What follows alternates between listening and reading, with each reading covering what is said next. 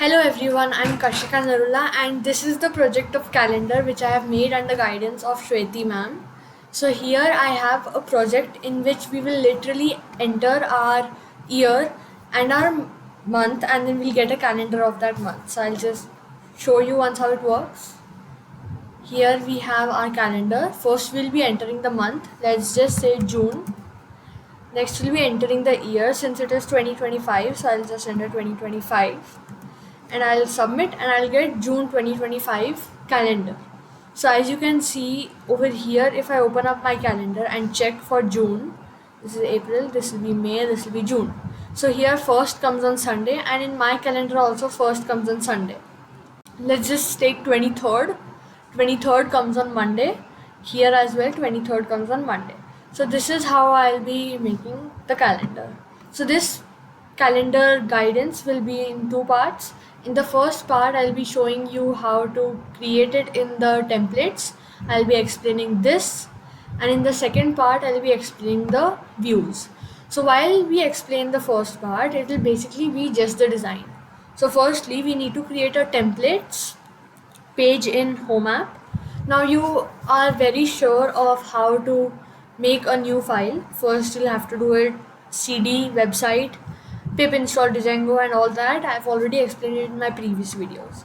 So here we have a calendar title. Once we create any template, like let me just create a new HTML file. I'll just write in test. So here I get this basic syntax. So in place of title I can write in whatever I want, like I'll put in test for now, test, and in the body I can put in h1 tags, h2 tags, etc, form tags or something. So that is how we make it. Now I'll just leave this HTML page for now. Here is my HTML page in which I put in the title calendar, and then here I put in a form in which the action is display. So if you go into URL of Home app, you'll see that I have a views.display. Views.display is in views. This is what I'll be explaining in my next video. But firstly, let's go back to my calendar. Yeah, here I have views. From views, I put in a display into Home app.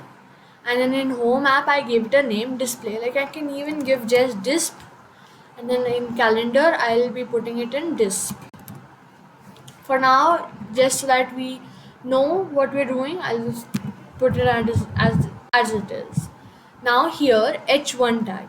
So if we go over here, we see this h1 enter month. We can put it in a smaller tag, like if I put in h6, the larger the number behind h, the smaller the tag will be. Now I'll just run it over here and you'll see enter month has become so small, but I don't want it this small, so I'll put in h5 for now, or h4 should be fine. I'll put in h5, and then input type equal to text. This means that whenever we enter over here, this is input, we need to enter a text like numbers. If I enter, then it will show an error like submit error, no calendar. So that is why I need to enter the month. Like I'll just put in June. I can put in June in any form, like JUNE capital J or small j UN capital E small. It will just make it into a smaller later, which I'll be explaining in my next video how I did that. And then next we have a BR. This is a break statement, which I'll show you how it works. Next we have a h1 tag. Again, I'll just make this into a h5. h3 should be enough. h5 will be become too small, I think, so h3 should be enough. I'll make it into a h3 tag, and then I have over here, if I refresh it, I'll get a h3. This seems pretty nice. Now we go back here and I see a break statement right before submit. But if you see here, I don't feel that the submit button is far enough from the input tag over here.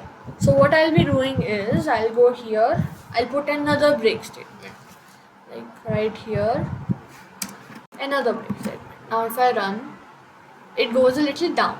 Now even after submit I want it to break, so I'll just put in two break statements. Now if I run, you'll see that it has gone a little below. You see this page has come, it wasn't there before, it has come now. So this is what is our basic syntax type of. Now I will show you how I connected it to the place over here. Now we go into settings. Firstly, we need to import OS. I'll just open up a new file for you. File, new project. I'll just enter it as test over here. Test. Now what I'll be doing firstly is I'll be showing you how to install pip install Django. So the terminal on the bottom left corner, it takes a little time to load. By that time I'll show you something you need to be careful of. Remember, click on the down arrow in venue. What all do you see? There's lib, library and scripts and GTG, and all this we won't be using right now. So over here I'll just pip install Django, enter. Now while you notice this, just take a look at all of this over here, okay? I want you to remember that the library root has only two openings right now. You don't need to open script, but if you do, you'll see all these things. It's not important right now. And library also, you'll see different things. Not important right now. And then over here we have installing collective packages. So what this is doing is this is installing our, let's just say, Django for now. It has various words and terminologies which we don't really need, so let's just say that. And then I need you to focus over here. After every line I write, you need to find and let me know about the changes that came over here, where my cursor is right now. So we'll wait for it to load. By the time I just enter another month, let's say May, since that is what's coming now, and 2024 because I'm still living in the past. Submit, and we get a May 2024 calendar. Once again it takes time to load. Yep, there we are, May 2024. Now this is apparently still loading.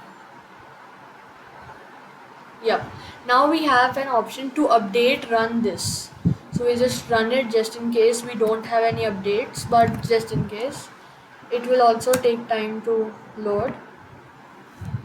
By the time I need you to see that this main.py has some messages for us. This is a simple Python script. Press shift to replace it with your code.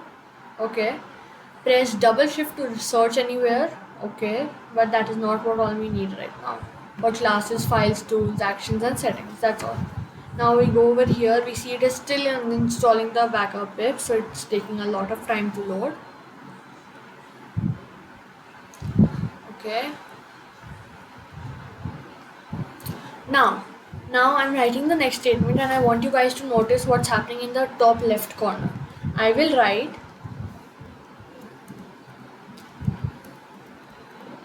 start Django admin start project website.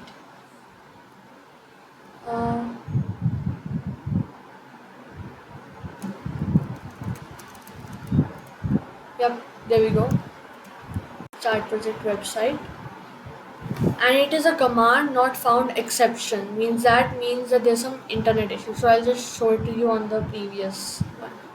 So this we have our calendar. Yep, and here in settings, originally we had just this line. We'll just write in import OS, and then now over here we have to add in this OS statement also. Where did that go? Yes. Originally we don't have all this, we need to write this much, the highlighted part. I just do in CD website. I'll have to check for the internet. Yep, it's going on right now. This should happen. Yep, there we go. Now run server, and if I run it, it should give me a basic local host. This can be different for everyone. Mine is 127. Yours could be 139. So May 2024. like I told you, May 2024. We'll go on to the calendar and check May, April, March, February, last year, September, June, May. It was Wednesday was first. Here also we have a Wednesday as first. 23rd was Thursday. That is what is 23rd again. Now this is how you design your calendar. Now in the next video I'll show you how to make your calendar, which will be basically explaining all this. So if you have any doubts over here, now as you can see why I wrote this cal safe. This is so that I connect this cal onto the page over here. Now what is cal? Cal is the part where I'll be starting from in my next video. You'll see right here I have cal. This is the starting part and the ending sentence of my next video. So please like and subscribe for the next video so that you can know how to completely build your own calendar. Thank you. Have a nice day.